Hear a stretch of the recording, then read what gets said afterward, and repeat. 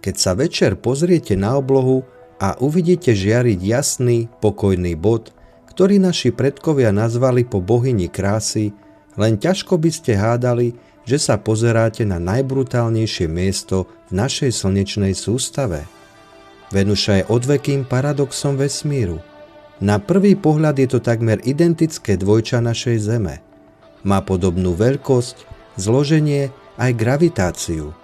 No tam, kde Zem rozkvitla životom, sa na Venuši zrodila nočná mora. Je to svet, kde je tak horúco, že by sa na jeho povrchu roztopilo olovo a kde vás atmosféra rozdrví rovnakou silou, akú by ste cítili kilometer pod hladinou oceánu.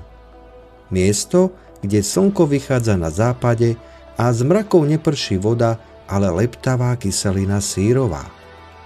Čo sa stalo s touto sestierskou planétou, že sa zmenila na nehostinnú výhňu?